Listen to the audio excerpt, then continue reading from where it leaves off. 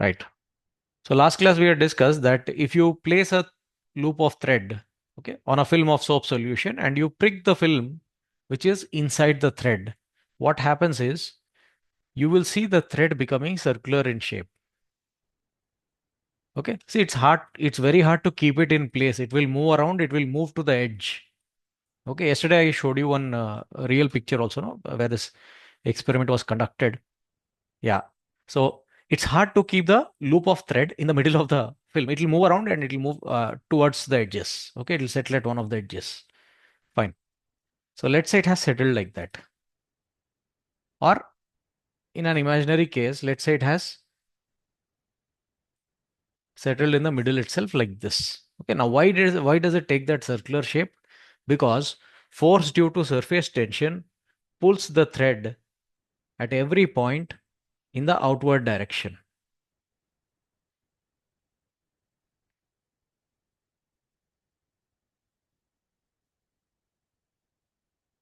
Okay. Vanilla, tell me, if the thread is being pulled outward at every point like this, do you think there will be some tension developed in the thread or not? Will the thread be tight or not? Yes, sir. Yes. Okay. So the question now is to derive tension developed in the thread due to surface tension of the liquid surrounding it. Okay. So let's say radius of the thread loop is R.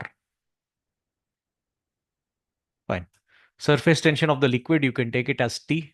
It's a film of soap solution. Film of soap solution has two surfaces. You know that. So keep that in mind. There are two surfaces. Surface tension is given as T. Radius of the loop is small r. What you have to find out is tension developed in the loop. You can call that tension as T naught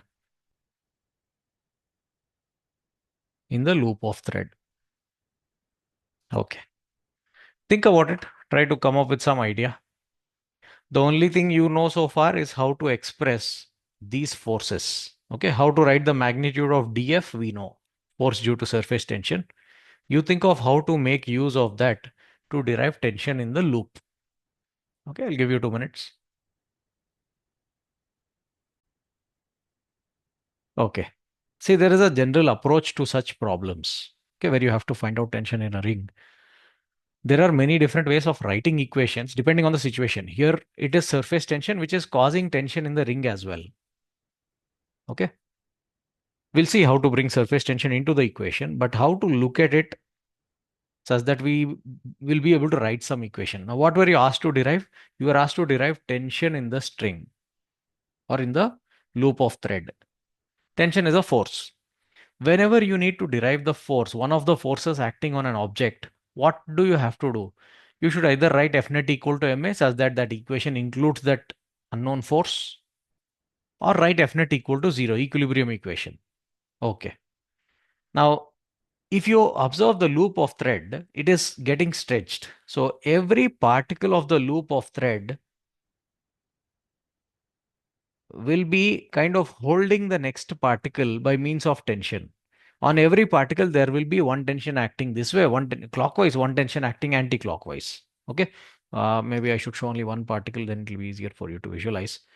So this particle of the thread will be pulled towards right side, I mean clockwise, and it will also be pulled anti-clockwise by the surrounding particles, neighbors. Okay. Like that, every particle will be having forces acting on it. Tension will be there.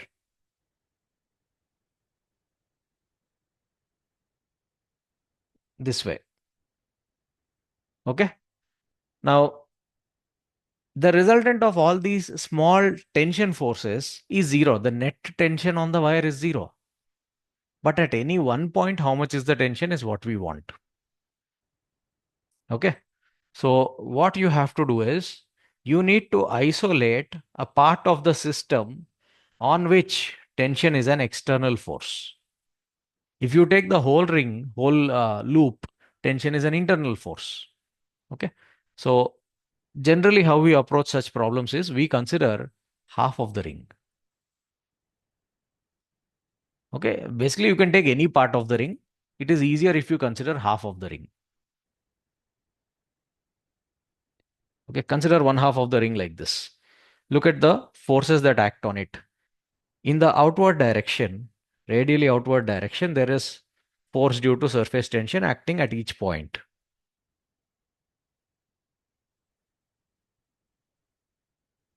Okay. Now, due to these forces, or I mean, the forces arising due to surface tension, the resultant will be in the upward direction, in the y direction. Okay, the resultant of all these forces in the y direction. But the loop is in equilibrium. Okay, the loop of thread is in equilibrium. How is that possible? Equilibrium means net force should be zero. That is only possible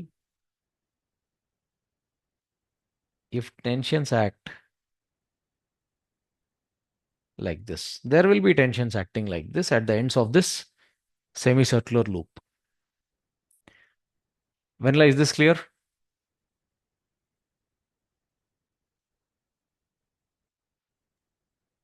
Yes, sir. Right.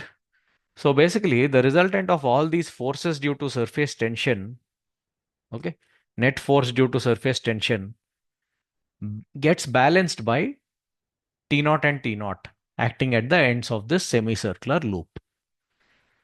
So use what we discussed yesterday and tell me how much will be the force acting on the semicircle due to surface tension. Surface tension is given as T, semicircle radius is R, and you know it's a film of soap solution. There are two surfaces. So tell me how much is this force due to surface tension on that semicircle?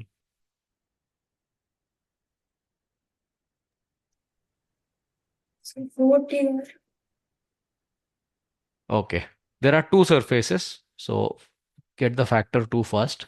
Surface tension is T, and we know force is acting in the y direction. So it's the distance or the length in the x direction that matters, which is 2r. Good. That becomes 4tr. Fine. So that's the force due to surface tension on the upper semicircle. How is that upper semicircle able to be in equilibrium? Because it is attached to the lower semicircle and there is tension between them. Tension acts at both ends, T naught and T naught, 2 T naught. Therefore, 4tr is balanced by 2 T naught. That's all. So tension in the loop becomes 2tr. Is this clear? This is how you deal with such problems. Okay,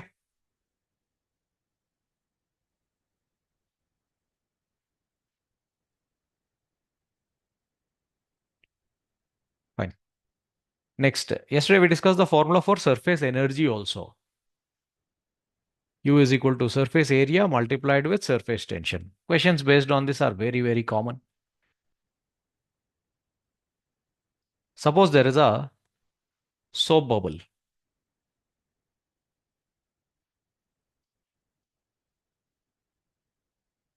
Let's say its radius is R and it's made of soap solution whose surface tension is T. Okay. Now it's possible to expand soap bubbles. You can make them bigger. Okay. So first thing I want you to do is derive an expression for the surface energy of the soap bubble. Its radius is given and surface tension is given. Derive expression for surface energy. Next, how much is the work to be done to expand the soap bubble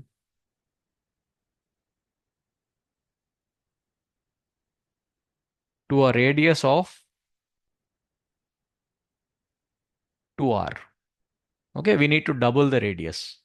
So how much energy we have to supply or how much work has to be done? Try this, all of you. I'll give you 2 minutes. Fine. When you said 4 pi r square into t, why do you think it is that much?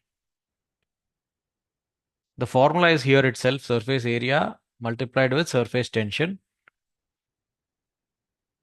How much is the area of a sphere? 4 pi r square, sir. 4 pi r square, correct.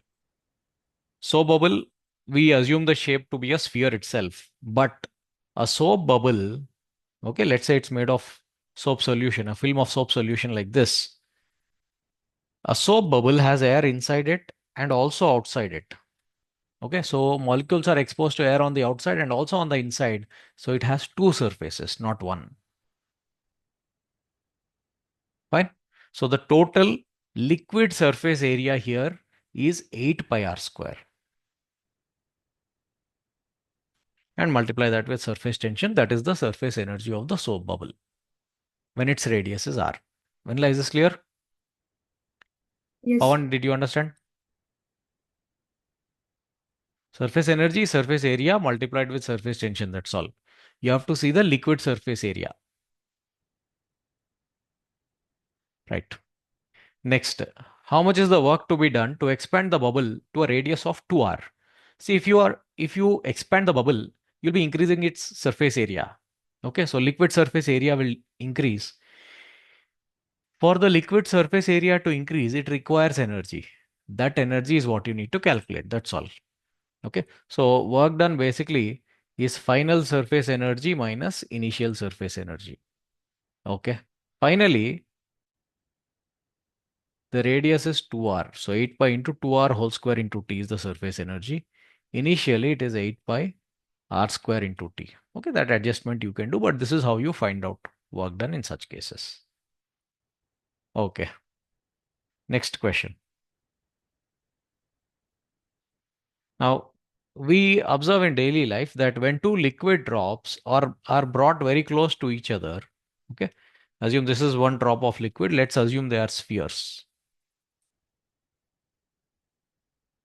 Fine. When two liquid drops or multiple liquid drops are brought close to each other, they combine to become a single drop.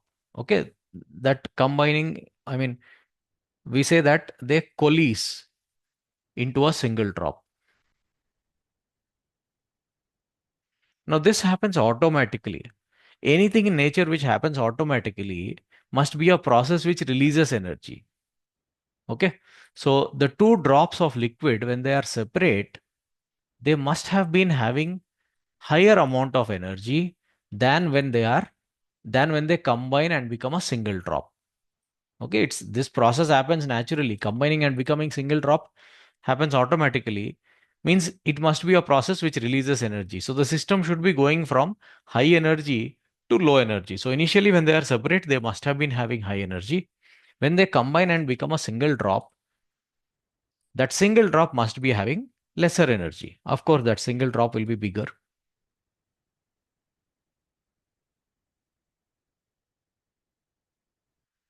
Okay. So assume individual drops had radii r and r. Okay, there were two individual drops which had radii r and r. They are made of liquid whose surface tension is T.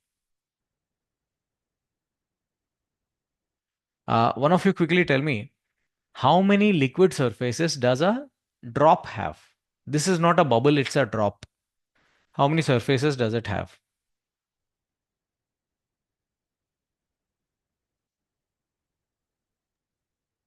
One, sir. One only. Okay.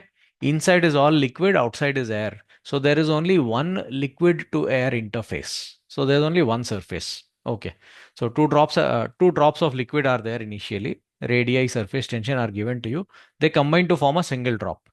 And we can tell that in this process, some energy must have been released. So I want you to find out, or I want you to calculate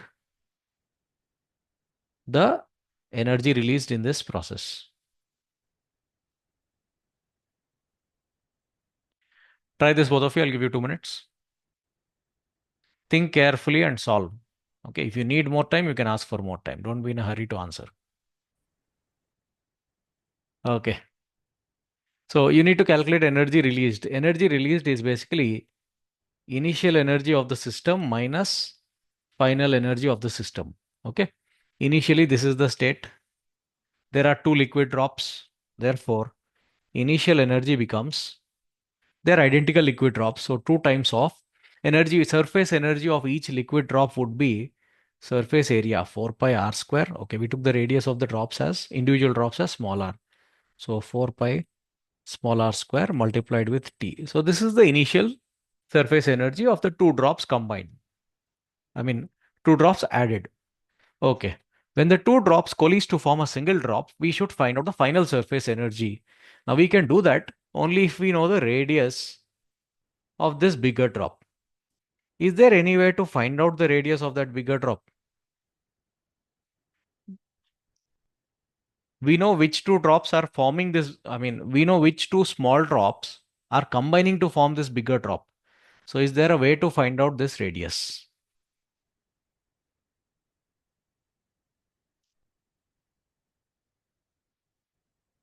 Think and come up with some answer. We can find out. It need not be given to you in the question. Okay. I'll give you a minute. Think about it. See, when the two drops of liquid combine, the total amount of liquid will remain the same, no? Okay. Total amount means what? Total volume remains same. That's all. Using that, we can find out the radius of the bigger drop. So, volume of each smaller drop is 4 by 3 pi r cube, and there are two such drops. They combine to form one single bigger drop. Bigger drop's radius, let it be r. Then that single bigger drop's radius should be the sum of smaller drops. Sorry, not radius. That single bigger drop's volume should be the sum of volumes of the smaller drops. Simple. So 4 by 3 pi can be cancelled. So you get capital R cube is 2 times of small r cube. So you can say the new radius, I mean the radius of the bigger drop that forms is radius of the smaller drop multiplied with 2 power 1 by 3. Okay, cube root of 2. That's all. Once you know the radius, you can now express final energy of the system. Final surface energy will be, finally there's only one drop, and finally that drop has a radius r into 2 power 1 by 3. You have to square this and multiply with surface tension. That's the final energy.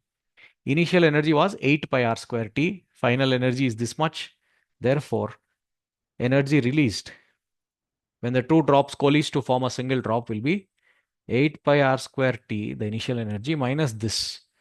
To express this simply, we can write it as 4 pi r square t into 2 power 2 by 3. Okay. In both terms, 4 pi r square t can be taken common. You will be left with 2 minus 2 power 2 by 3. Okay. In fact, you can even write it as 8 pi r square t into 1 minus 2 power minus 1 by 3.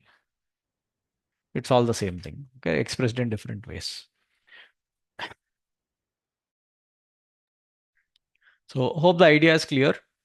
And similar questions can be asked with drops of different radii combining, n number of drops combining. Questions like that are quite common. Okay, but in all those questions, the concept is the same. First, you will have to find out the radius of the combined drop, which can be done by conserving volume. Okay, volume of the whole system remains fixed. The same question can be asked in reverse also. One drop gets sprayed into smaller droplets. Okay, they can say one drop splits into two smaller droplets, or one drop splits into n smaller droplets, identical. You'll have to solve the same problem in reverse. Now, if a bigger drop has to be split into smaller drops, you'll effectively be increasing the surface area. Okay, so you will have to provide energy to split a drop, or to create a spray out of it, you will have to supply energy. So they may ask you questions like that also. How much is the work required? Okay, especially since you two are taking AP Telangana board exams, that question is very common. Okay, let us also discuss the area. Initially, when the two drops were separate, the total liquid surface area was 8 pi r square. Okay, or 4 pi r square into 2. When it becomes a single drop, you look at the area. It is 4 pi r square into 2 power 2 by 3. Earlier, when the drops were separate, it was 4 pi r square into 2. Now it is only 4 pi r square into 2 power 2 by 3. 2 power 2 by 3 is less than 2. Means what is happening effectively when two drops combine, not just two, any number of drops. When they combine to form a single drop, effective surface area decreases. Okay, the overall surface area decreases. That is why it is favorable for the liquid. That is why liquid automatically does that. Okay. So how do you find out the new surface area? You should equate the volumes first, get the new radius. With that, you find out the new surface area and proceed. Okay. Next, very important and useful concept, excess pressure.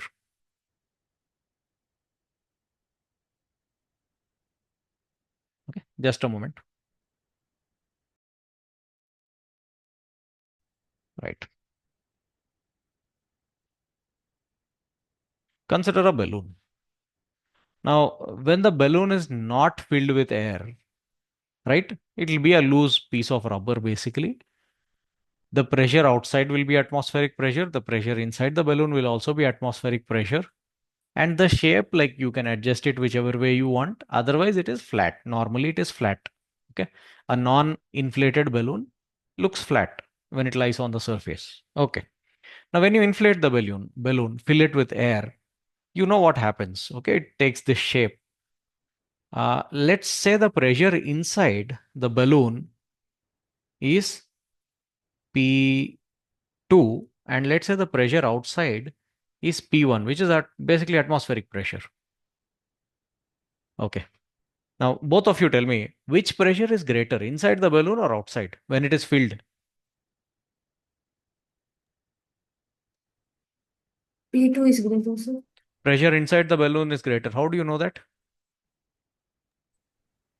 Sir, because air will flow out of the balloon. Because when we open the mouth of the balloon or when we make a hole, air flows from inside the balloon to outside. And we know that fluids naturally move from a region of high pressure to a region of low pressure. So if air is going from inside to outside, means inside it must have been at higher pressure. Okay. So the pressure inside is higher, pressure outside is lower. Fine. Now consider a stretched sheet. Let's say you are looking at it from the side. Okay. From the side, it just looks like a line, but you need to understand this is a stretched sheet.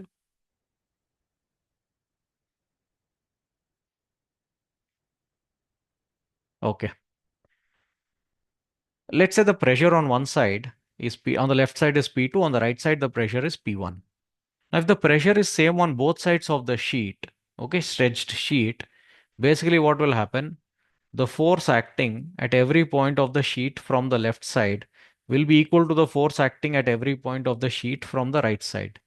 And the sheet will remain flat. Okay. But suppose pressure on one side is greater than pressure on the other side, then the force on whichever side the pressure is greater, force on that surface, force on that sheet from that side will be greater. Okay. So if there are stronger forces acting from the left side than from the right side, what will happen? Now, this is a sheet, a flexible sheet. Okay. It's not a rigid plate. So if there is stronger force from the left side, you will see this sheet changing its shape. Okay, you will see that it becomes curved like this. It bulges out to the other side. Okay, it's like uh, blowing bubbles with a bubble gum. Fine. So you start blowing air into it, you can see the bubble forming basically. Fine. Or no need to take the bubble gum example. You can take the example of blowing bubbles with bubble solution itself. Okay. When you dip that ring into bubble solution and take it out, the film of soap solution formed on it will be flat. Why? Because pressure is same on both sides. Let me show you a ring. Just a moment. Right. Consider a ring like this. Assume there is bubble solution. When you dip it in bubble solution and take it out, now the film of soap solution or bubble solution will be flat. Then what you do, you start blowing air from one side.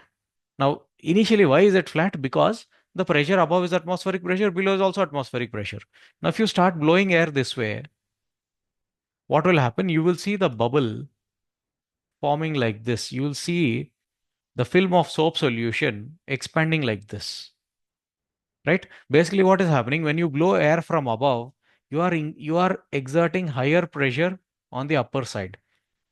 On the lower side, there is lower pressure. Okay. So basically what happens on whichever side the pressure is higher, that side becomes concave.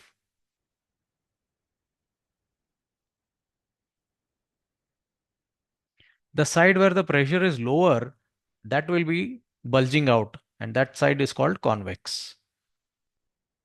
Okay. With any flexible surface, this is common. Whether it's a balloon or a bubble or any other surface also. Okay. Any other sheet also. Right? So if the pressure on one side is more than pressure on the other side, you will see the sheet being curved. Sheet or membrane or surface, okay, you will see it being curved.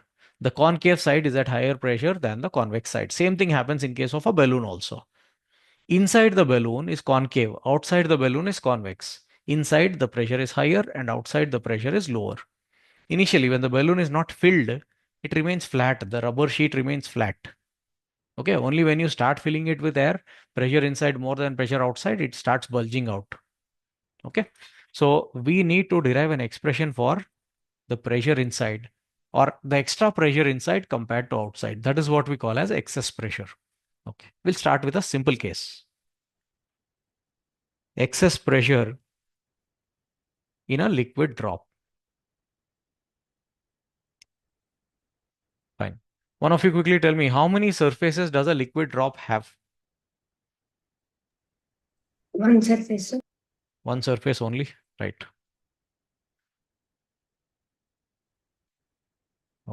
Okay, just a moment.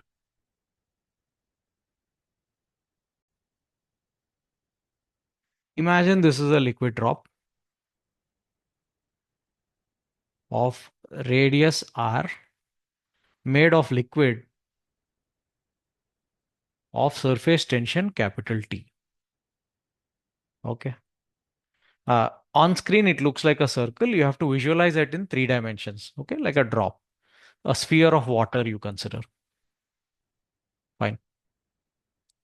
Now, the surface of this drop behaves as a stretched membrane.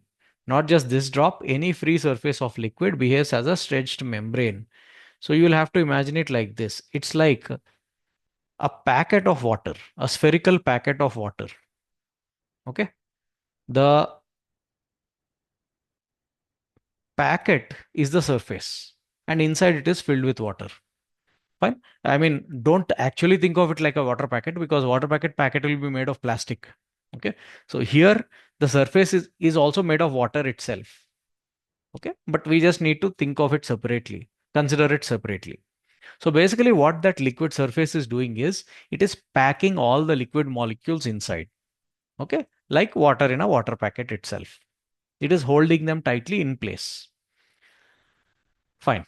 Now you can see, I mean, we know that liquid surface behaves like a stretched membrane.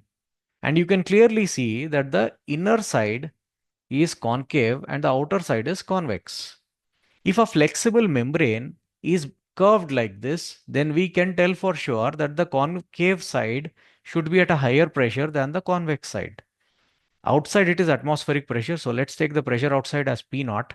Inside pressure, take it as P, it will be the higher of the two because inside is the concave side.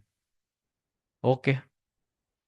Now, from everyday experience, like when you blow bubbles, also you can say that if you exert a small amount of pressure, no, the film of soap solution will only curve a little bit like this. If you blow harder, okay, if you blow air harder, means you increase the pressure, then it will become, I mean, it will bulge out more like this. Fine. So, how much it bulges or how much it curves depends on the pressure difference, depends on the excess pressure. Okay. So same thing with the liquid drop also. How much the pressure is higher inside than outside depends on this curvature. You can also say in reverse, curvature depends on the pressure difference. If pressures are equal, the surface is flat. If there is higher pressure difference, it will be more curved. Even higher pressure difference, even more curvature. Okay. So what we are now going to do is relate this extra pressure. Extra pressure is how much? P minus P naught. Pressure inside minus pressure outside is the extra pressure or the excess pressure. We have to relate this to radius of the soap bubble, and of course it depends on surface tension. Okay. So delta P, the excess pressure, depends on radius of curvature and surface tension. It depends on how tight the surface is. Okay. Fine. We have to derive an expression for pressure. Pressure is force per unit area. So we have to somehow find out the force, okay, and express it in terms of pressure. Can any of you come up with an idea how to find out how much or by what extent the pressure inside is higher than outside.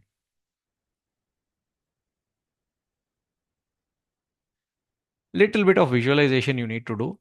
Due to the pressure inside, there will be forces acting on the liquid surface like this at every point. Okay. And see, this is a liquid drop that we are looking at. Just for our visualization, I have shown it as a large drop. Usually the size of liquid drop is small only, no?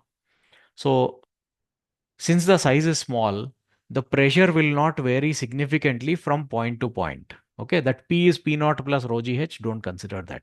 H is zero here. Okay, or there's not much variation in the height or depth, so that pressure changes significantly. So you can assume that everywhere inside the drop the pressure is the same. Okay, P. Due to the pressure P inside the drop, the surface experiences forces like this at every point. Okay, you have to imagine this in 3 dimensions, as I said. Okay. Now the resultant of all these will obviously be zero. So if you write net force on the drop, you won't get any equation because net force on the drop is zero. You will not be able to find out, or you will not be able to derive any pressure. Okay. Next, the pressure outside also will be exerting some force on this surface. Pressure outside is lesser. So situation will be like this.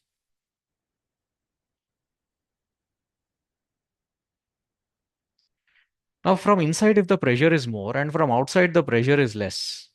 Okay, you can take the case of a balloon also. If pressure is more inside and pressure is less outside, and you know balloon is a stretchable thing, right? Why does air not continue pushing till the pressures become equal? Why does the balloon attain a certain fixed shape? Can any of you think of an explanation? We know pressure inside is higher than pressure outside. Then we know air inside will be pushing the balloon. Then why does the balloon not expand freely? Because the balloon is made of rubber. Okay, it's a stretched membrane, stretched sheet. That sheet will be holding air tightly inside. Okay, same thing happens with liquid also. Okay, this liquid is not packed inside anything, but the liquid surface itself behaves like a packet membrane. So although the pressure inside is more than pressure outside, the liquid will not be allowed to expand because of that packet that is surrounding it. Okay, you can explain it in reverse also. Because the surface is compressing the liquid inside, the pressure is more inside. You can tell that way also. Okay.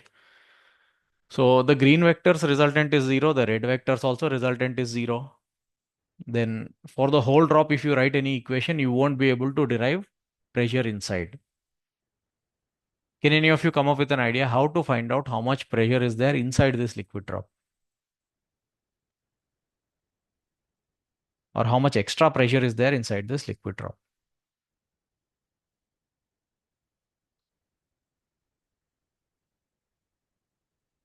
The idea, as usual, is to consider only one half of the liquid drop. On the whole system, if you see, the force due to inside pressure is zero. The force due to outside pressure is also zero. So they won't appear in the net force equation at all. But if you consider only one half of the liquid drop, okay, like this. And I'm repeating, you have to imagine this in 3D. If you consider only one half of the liquid drop, then this will be the situation. Pressure P inside, pressure P not outside. Due to pressure inside, there will be some forces acting on this hemisphere. Due to pressure outside also, there will be some force acting on this hemisphere. Right. Now, one of you tell me, what is the direction of resultant of all those red vectors? Direction of resultant of red vectors.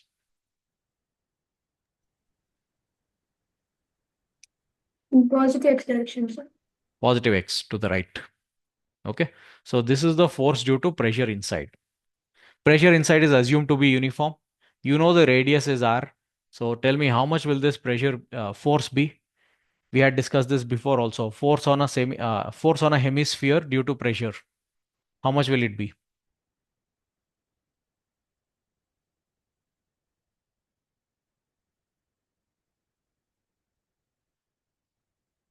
It will be P multiplied with projection of the area in the xy plane, sorry, yz plane. Force is in the x direction, so area in the yz plane is what matters, and that will be a circle. Okay, let us visualize it better.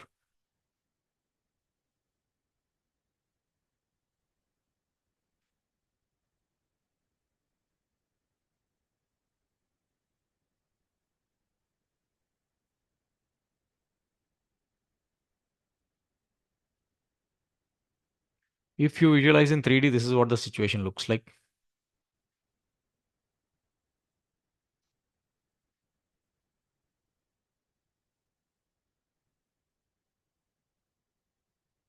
Okay. The radius of the drop is given as R. So if you project that curved area onto the YZ plane, the area that you get is this circle's area, pi r square. So the force due to pressure inside will be to the right like this. So force due to pressure inside will be pi r square multiplied with P. Yeah. Next, there is force due to pressure outside also. Outside pressure is P naught. One of you tell me what is the direction of resultant of all those green vectors?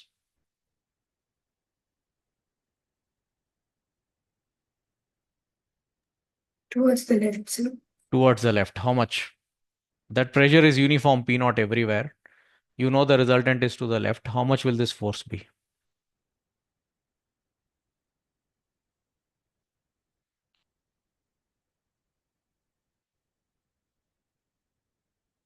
Pressure P naught multiplied with again the area perpendicular to the direction of the force. Force is in x direction, so you again take the area projection in the yz plane, which will be pi r square itself. Okay. Now there are two forces acting on that sheet, one to the right and one to the left, and they are not balanced. We know pressure inside is more than pressure outside, so Fp will not be balanced by Fp naught. So there must be some additional force acting on this surface, okay, on this hemispherical surface. What is that additional force acting on the hemispherical surface? If you observe, the liquid drop can be considered as two hemispheres, okay, and one hemisphere will be holding the other hemisphere. You can visualize it like this. Just a moment.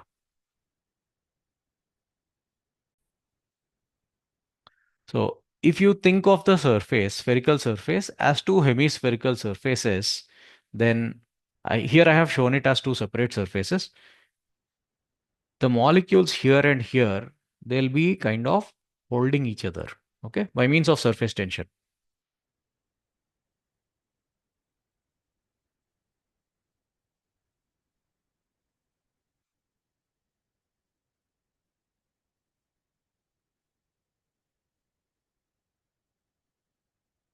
Even the ones which are behind also hidden from us.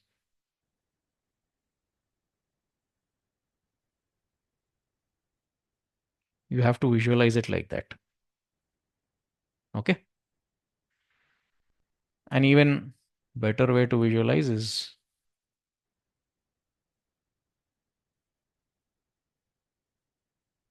like this. You must have seen a leather cricket ball, no? Two hemispherical parts will be stitched together. Okay. Think of the liquid drop also like this itself. So basically, what are these stitches doing? If you consider only one half of the ball, okay, let's say only the right half is considered, these stitches effectively will be pulling it like this everywhere on that circumference. Okay. So same thing happens here also. Let me take out one hemisphere from this.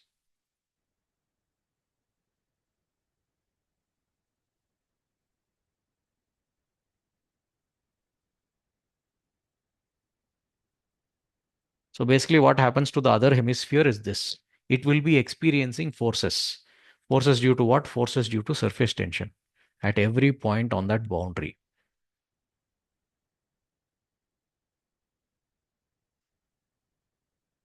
Is this visualization clear to all of you? Sir, Okay. but the liquid drop is not hollow, so the points on the surface also experience a force. Wait. Liquid drop is not hollow. So The points on the surface are not only on the boundaries, they may also experience a force. everywhere there is force everywhere. Uh, yeah, these stitches, like if you think of it, if you think of a liquid drop, the stitches are not restricted to this region. It's like completely stitched everywhere. Okay. Mottam, it's like you think of it as a cloth uh, uh, pouch itself. Okay. Stuffed toy. Yesterday we discussed that. No? Just a moment. Let me show you that photo. Okay. Think of it as a stuffed toy. Now, if you make a cut here, you will see these molecules separating. Means initially they were stitched or they were holding each other like that. You make a cut somewhere here, you will see molecules separating perpendicular to the cut like this. Means before the cut was made, they were holding each other. Okay. So, whichever boundary you want to consider, you only need to visualize forces near that boundary. There are forces everywhere. Okay.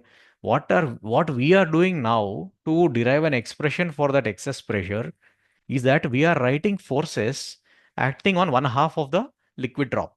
Okay. See, there are such forces here. There are such forces here. There are such forces here between molecules. But they don't become external forces to this half. Okay. I sir mean, అక్కడ కాదు sir. ah, అక్కడ cut చేసినప్పుడు మీరు only boundaries దగ్గరే mention చేశారు. surface లోపల ఉండదు కదా. Surface is only near the boundary. No, there is no surface here. ఇవన్నీ బల్క్ మాలిక్యూల్స్ అవుతాయి కదా. ఇవన్నీ drop, these are the molecules which are inside the drop. No, only this boundary belongs to the surface. Yes or no? But yeah, I get what you're asking. Even those even those bulk molecules will be attracted to molecules on the other side. That is what you are saying, no? Ah, see, uh, you don't have to include that force to find out force on the surface. We are only writing equilibrium equation for the surface. We are not writing for the entire drop also.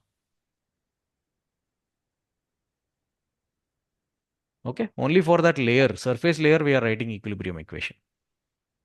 Clear? Okay sir. Okay, right. Now, each of these forces, the red vectors that we have indicated here, they are arising due to surface tension. And we know how to express force due to surface tension. dF is equal to surface tension multiplied with the length of the small element. So you can consider small elements on that boundary like this, dl, dl, dl, and so on.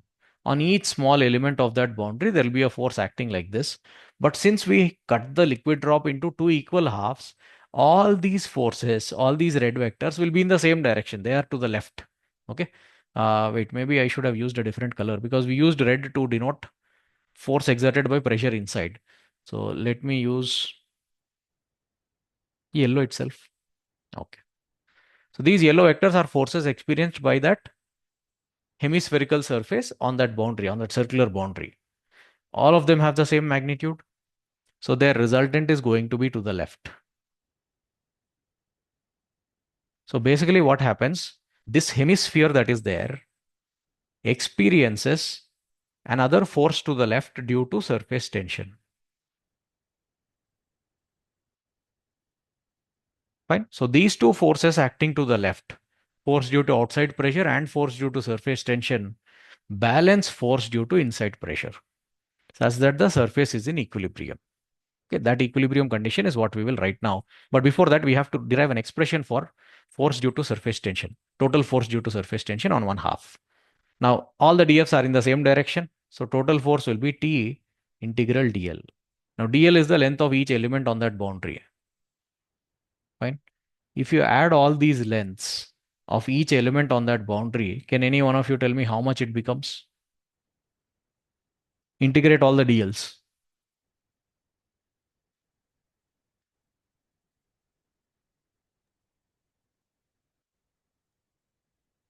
2 pi r sir. 2 pi r. Okay, the length of that boundary. Therefore, the total force due to surface tension on one half of the sphere will be T into integral dl is 2 pi r. So 2 pi r into T. Okay. Now we are in a position to write the equilibrium equation for that one half of the liquid drop. Fp naught plus Ft should be equal to Fp. That's all. Force due to external pressure plus force due to surface tension should be equal to force due to internal pressure. Force due to external pressure was P naught into 4 pi r square. Force due to surface tension is 2 pi r into T. It's a liquid drop. Liquid drop has only one surface, so fine. Force due to inside pressure was P into, okay, wait. Force due to outside pressure was P naught into pi r square. Yeah. Force due to inside pressure is P into pi r square. That's all. Pi and r can be cancelled. What remains? Send p naught term that side. P minus p naught multiplied with r. And on this side, you'll be left with 2t. That's all. This is what we are looking for. The excess pressure or the pressure difference between inside the liquid drop and outside becomes 2t divided by r. Very, very useful equation. And as expected, the pressure difference depends on the radius and the surface tension. And you can see pressure difference is inversely proportional to radius. What does that mean? Small pressure difference, large radius. You increase the pressure difference, the radius becomes smaller and smaller, like this. Okay. Curving more means radius becoming small. Staying flat means radius becoming large. Okay. So if you increase the pressure difference, it curves more and more. The pressure difference, sorry, the radius decreases. Pressure difference increases. Okay. So remember, this is the excess pressure across one liquid surface. Now, how did we derive this? We derived this using a hemispherical surface. That's fine. Even if you don't consider the complete hemisphere, let's say you consider only this part of it.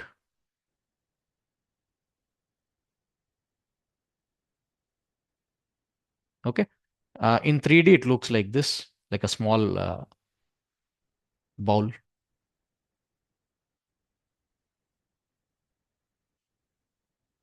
Okay. Hope you all are able to visualize. Now, on that bowl-like thing, forces due to surface tension will be acting like this.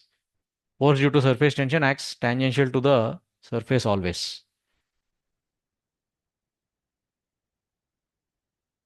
Forces due to surface tension will be acting like this. Force due to pressure inside will be there. Force due to pressure outside also will be there. And that part is in equilibrium, no? Now, this small part has the same radius of curvature as the whole sphere. Okay? And this small part has the same pressure inside as the whole sphere. So, what I'm basically telling you is it need not be a complete sphere. It can be a part of a sphere also. The surface could be part of a sphere also. You can still say that excess pressure across one surface is 2t by r. It need not be a complete sphere. It need not be a complete hemisphere. Okay. For example, let's say you're trying to blow a bubble itself using bubble solution and that ring. When you increase pressure on one side, it's not necessary that the bubble will immediately form. If you blow air gently, you will see something like this happening, no? The liquid surface, the bubble solution will become curved like this. It's not a full sphere, it's not even a hemisphere, but you can think of it as part of a sphere.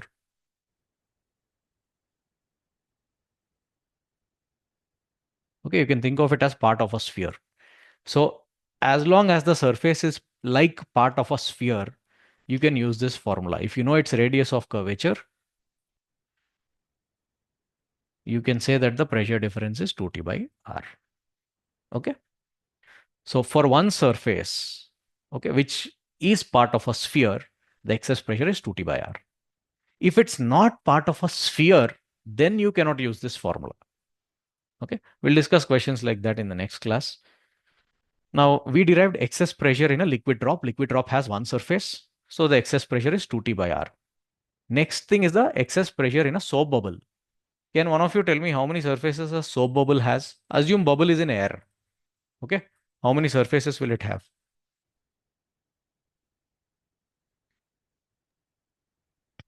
Two Bubble will have surface. two surfaces, one inside, one outside. So if you cut one half of this bubble, okay, not actually cut, if you cut it will pop. Okay. If you consider one half of this bubble,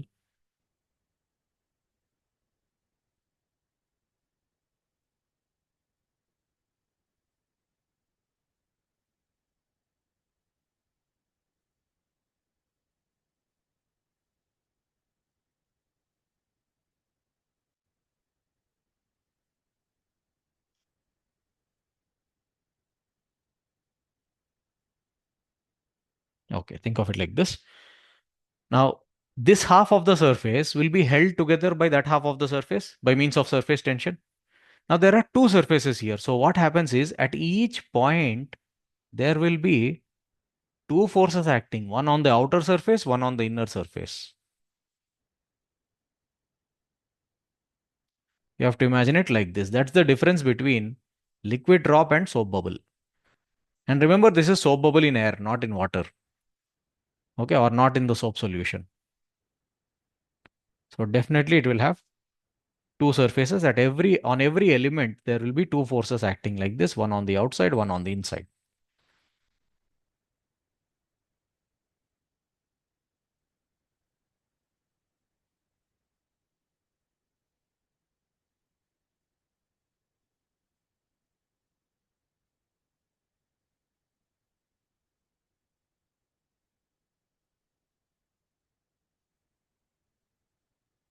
Situation will be like this. The other forces are the same. Pressure inside, let it be P naught. Oh, sorry, pressure inside, let it be P.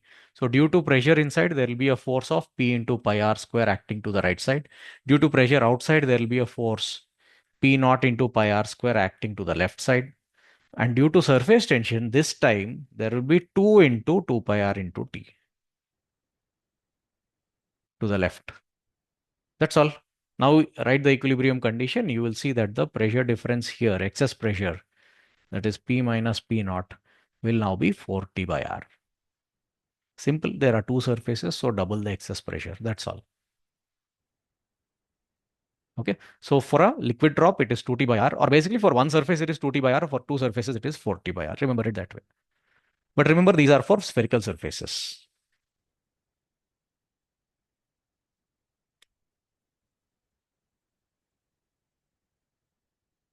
Right. Okay. We'll stop it here for today. Next class, we will discuss how to write excess pressure in case it's not a spherical surface. Just some one example we'll discuss. And then how to make use of this excess pressure in solving JE level problems. We'll do all that in the next class.